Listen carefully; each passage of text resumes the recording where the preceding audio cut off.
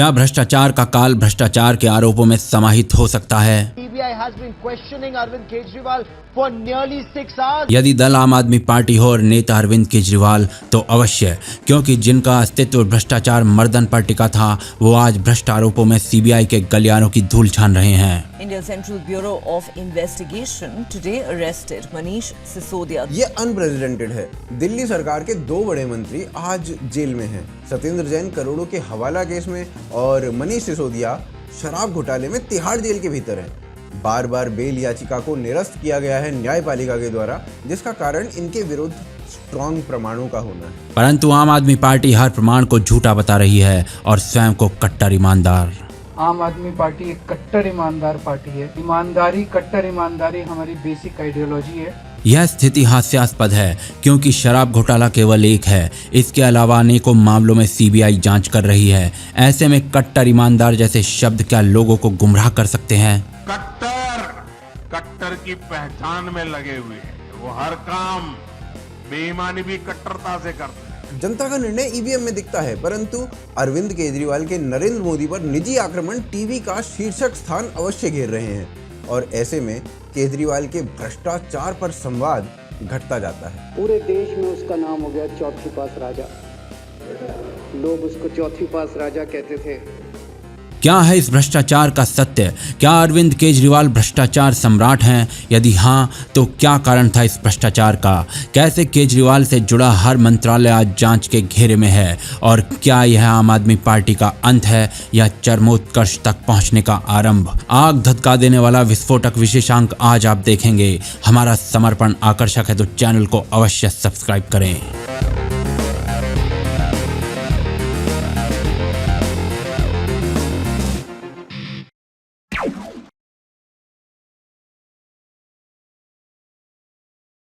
क्या अरविंद केजरीवाल वर्तमान में भ्रष्टाचार के चेहरे हैं? इसका उत्तर कई सीढ़ियों से निकलता है जो हम आगे देखेंगे। परंतु पहली सीढ़ी जिसके कारण मनीष सिसोदिया तिहाड़ में बंद है और केजरीवाल सीबीआई के चक्कर काट रहे हैं, उसे समझना महत्वपूर्ण है। उस सीढ़ी का नाम है शराब घोटाला या आबकारी नीति घोटाला। क्या है ये घपला? समय सारणी और तकनीकी भाषा में अनेक वीडियो हैं इस पर, तो आज हम शराब घोटाले को कहानी के रूप में जानते हैं। यह उस समय की बात है जब दिल्ली और देश कोरोना का दंश झेल रहा था, परंतु दिल्ली सरकार शराब नीति में बदलाव पर कार्य कर रही थी। परंतु क्यों?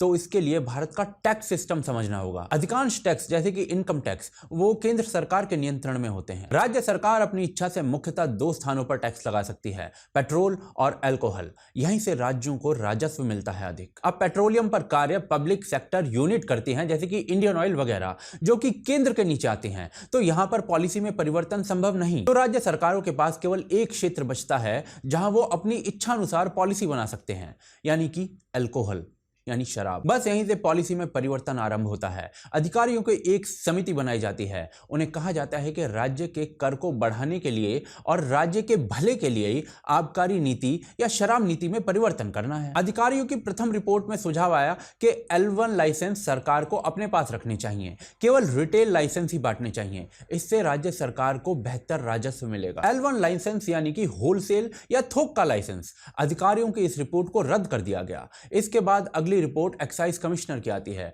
जहां सरकार का पूरे शराब के धंधे में हस्तक्षेप समाप्त कर दिया जाता है। सरल शब्दों में शराब का धंधा केवल निजी लोग करेंगे, सरकार को केवल राजस्व से लेना देना होगा। अब यह रिपोर्ट कैबिनेट के समक्ष गई और एक्साइज पॉलिसी या आबकारी नीति या शराब नीति जिसे आजकल कहा जा रहा है, उसमें परिवर्तन कर दिए गए और एक कॉपी एलजी के पास भेज दी गई। एलजी ने इसमें कुछ आपत्तियां देखी तो दिल्ली सरकार ने एक कथित रूप से संशोधित रिपोर्ट एलजी के पास पुनः भेज दी और एक ग्रुप ऑफ मिनिस्टर्स बना दिया जिसे लीड किया मनीष सिसोदिया ने। और दूसरी ओर पूरी पॉलिसी को इंटरनेट पर डाला जनता की प्रतिक्रिया के लिए, जिस पर 14,000 जनता की प्रतिक्रियाएं आई। 14,000 में से एक भी सुझाव को नहीं लिया गया फाइनल पॉलिसी में, क्योंकि आरंभिक और अंतिम पॉलिसी सेम थी। कदाचित यह दिखाने का प्रयास था कि हम प्रजा से पूछकर कार्य करते हैं। अब यह ड्राफ्टेड पॉलिसी आगे पहुंचाई गई उन निजी लोगों के पास जिन्हें दिल्ली का शराब का धंधा देना था।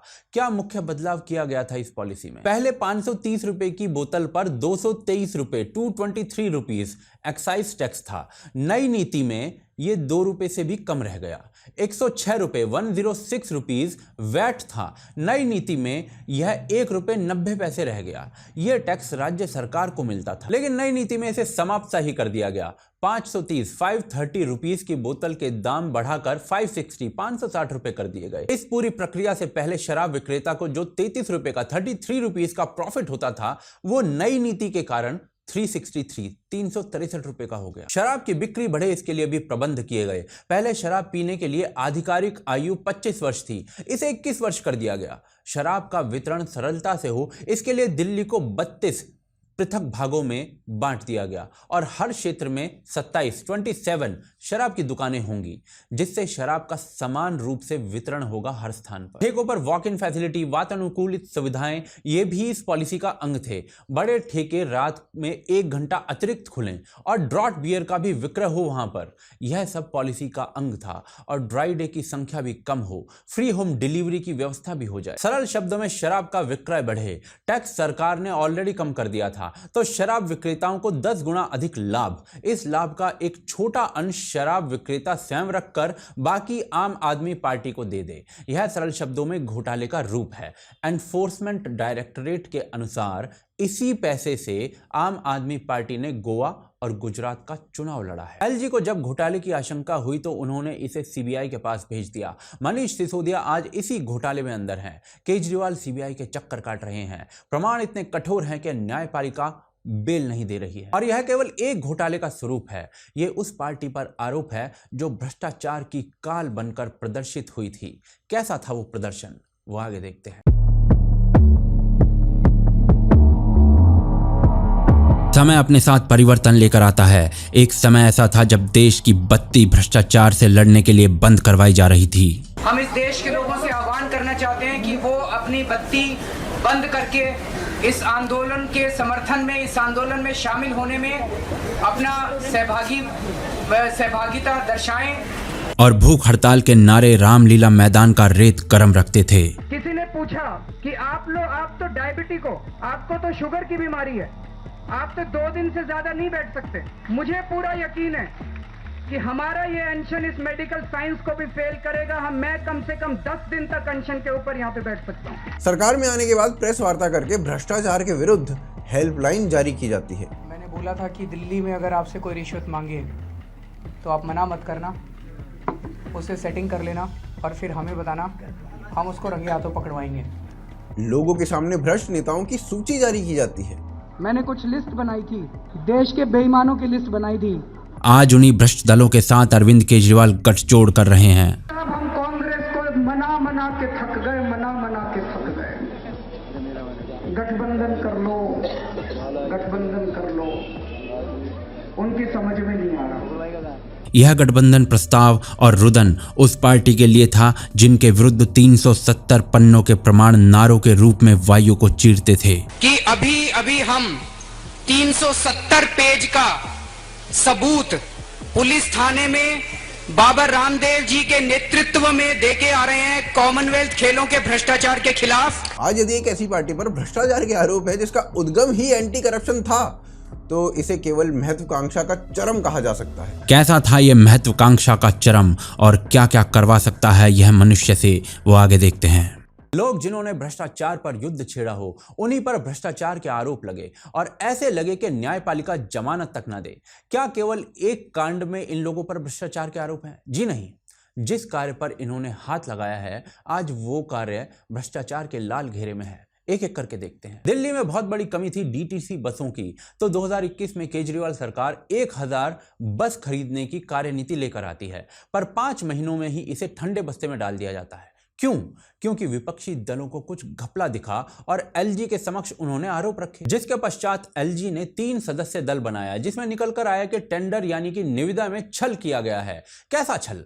890 करोड़ की लागत से केवल 2 कंपनियों को टेंडर दिया गया, 1000 नई बसों का, और 3500 करोड़ की लागत से इन बसों का मेंटेनेंस कॉस्ट तय किया गया, जो कि वारंटी के समय में भी मिलेगा। यहीं से आरोप है कि 1000 करोड़ रुपया अधिक निजी कंपनियों को दे दिया गया मेंटेनेंस के नाम पर। अगस्त 2021 में गृह मंत्रालय ने सीबीआई को यह केस दे दिया। सीबीआई जांच कर रही है। फरवरी 17, 2020 सीवीसी यानी कि सेंट्रल विजिलेंस कमीशन एक रिपोर्ट देती है। दिल्ली के सरकारी स्कूलों में 2400 कमरों के बनने में घोटाला हुआ है, यह कहकर शब्द प्रयोग किया जाता है रिपोर्ट में स्पष्ट अनियमितता। 1300 करोड़ के इस घपले की रिपोर्ट दी जाती है चीफ सेक्रेटरी को, जिस पर इस समय जांच चल रही है। सरल शब्दों में जितने अमाउंट का टेंडर दिया गया था कक्षा निर्माण के लिए, उससे 53% अधिक पैसा दे दिया गया कंपनियों को। ये शिक्षा घोटाले के आरोप हैं, उस क्षेत्र में आरोप जिसे अरविंद केजरीवाल पूरे संसार में शिक्षा क्रांति का नाम दे रहे हैं। 10 मई 2018 अरविंद केजरीवाल के नेफ्यू को पुलिस द्वारा बंदी बना लिया जाता है। क्यों? क्योंकि केजरीवाल द्वारा अपने संबंधियों की कंपनी रेनू कंस्ट्रक्शंस को पीडब्ल्यूडी का कॉन्ट्रैक्ट दिया गया था, जिसके द्वारा दिल्ली में ड्रेन्स के निर्माण में फेक बिल जमा करवाए गए थे। कंस्ट्रक्शन वर्कर स्कैम, जिसमें दिल्ली सरकार ने 9 लाख निर्माण कर्मचारियों को नियुक्त किया था, जिसमें से 2 लाख कर्मचारी नकली थे, क्योंकि 2 लाख लोग सेम मोबाइल नंबर पर रजिस्टर किए गए थे। कोविड के समय इन कंस्ट्रक्शन वर्कर्स को 5,000 रुपए दिए जा रहे थे दिल्ली सरकार के द्वारा। 2 लाख फेक लोगों को 5-5 हजार रुपए गए। लगभग 100 करोड़ का घोटाला जिस पर जांच हो रही है। केजरीवाल सरकार ने दिल्ली में एक यूनिट बनाई, नाम रखा गया फीडबैक यूनिट। अब सीबीआई और विजिलेंस डिपार्टमेंट के आंतरिक कागजों के अनुसार यह यूनिट अक्टूबर 2015 में बनी और इसका काम था विजिलेंस के लिए रेलेवेंट फीडबैक इकट्ठा करके देना। जब एलजी को इसके बारे में पता चला तो जांच करवाई गई। पता चला कि फीडबैक यूनिट द्वारा दी गई 60% जानकारी विजिलेंस की है और 40% जानकारी राजनैतिक है। आप इसे आईबी जैसी संस्था के समानांतर एक गुप्तचर संगठन लगा सकते हैं, जिसे बनाने का अधिकार किसी राज्य को नहीं है। गृह मंत्रालय ने इसे सीबीआई के पास भेजा तो आज सीबीआई जांच कर रही है इस पर भी। इसके अतिरिक्त 11,500 करोड़ रुपए के पावर स्कैम के आरोप या फिर दिल्ली जल बोर्ड में 20 करोड़ के घोटाले की सूचनाएं। दिल्ली सरकार के नीचे कोई ऐसी संस्था नहीं जिस पर घोटाले की जांच ना चल रही हो। यहां तक कि मोहल्ला क्लिनिक्स में भी जांच चल रही है। न्यायपालिका जिस प्रकार जमानत तक नहीं दे रही है, तो अभी तक ये सारे आरोप पूर्णतः सत्य भी लगते हैं। क्यों किया गया होगा ऐसा भीषण भ्रष्टाचार, वो आगे देखते हैं।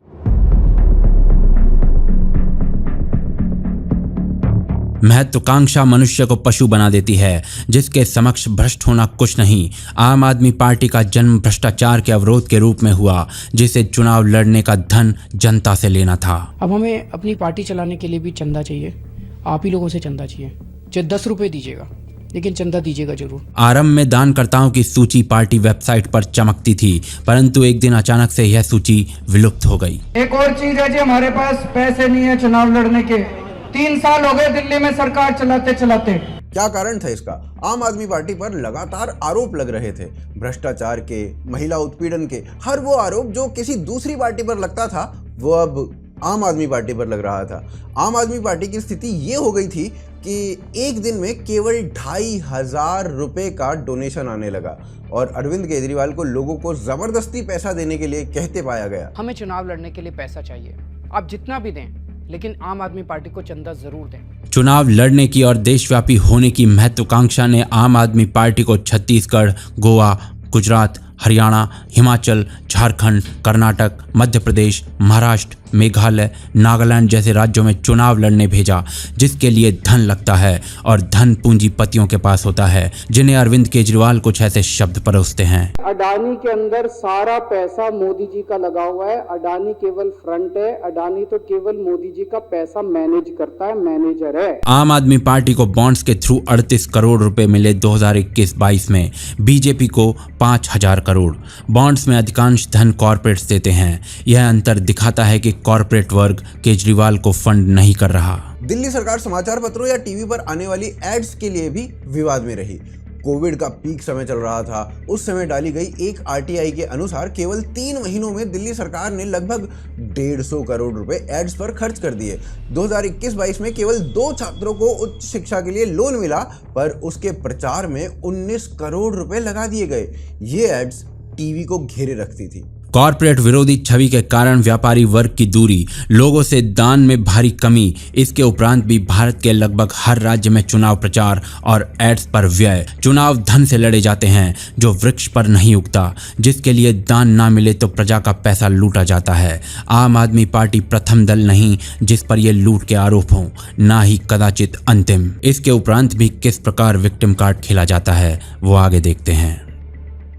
ये सब भ्रष्टाचार विरोधी नारों के मध्य हुआ है। आरोप सिद्ध होने शेष हैं, परंतु न्यायपालिका जो हत्या के आरोपों में भी जमानत स्वीकार करता है, कुछ समय के पश्चात वो अरविंद केजरीवाल के 2 बड़े मंत्रियों की जमानत तक नहीं दे रहा है। समझा जा सकता है कि उनके विरुद्ध प्रमाण कितने बड़े होंगे। उसके उपरांत भी मनीष सिसोदिया भगत सिंह है। मनीष सिसोदिया तो भगत सिंह है, जान ले लो उसकी फांसी पे चढ़ा दो, खुशी खुशी देश के लिए फांसी पे चढ़ जाएगा। और अरविंद केजरीवाल महात्मा गांधी हैं। ये कहने में बिल्कुल भी हिचकिचाहट नहीं है कि अरविंद केजरीवाल जी मॉडर्न डे महात्मा गांधी हैं। और आम आदमी पार्टी कट्टर ईमानदार है। तो मैं मोदी जी को कहना चाहता हूं, मोदी जी अगर केजरीवाल भ्रष्टाचारी है तो फिर इस दुनिया के अंदर कोई ईमानदार नहीं है। सत्य सर्वदा उपेक्षित नहीं रहता। अपेक्षा है कि न्यायपालिका न्याय करे, परंतु लोगों का भरोसा अवश्य टूटा है। ऐसे में अरविंद केजरीवाल को भ्रष्टाचार का सम्राट न कहें तो क्या कहें? आप बताएं अपनी राय कमेंट के माध्यम से। यदि कार्य से संतुष्ट हैं तो सपोर्ट करिए पेट्रियन और यूपीआई के माध्यम से। लिंक दोनों का डिस्क्रिप्शन और पिन कमेंट के भीतर है। सपोर्ट वांछनीय है, जिसके कारण ये चैनल जीवित रहता है। यदि ये एपिसोड अच्छा लगा तो स्क्रीन पर दिख रहा एपिसोड उससे भी अच्छा लगेगा, उसे भी अवश्य देखिए। अगले सप्ताह पुनः मिलेंगे रेड फाइल्स के एक और विनाशक प्रकरण में।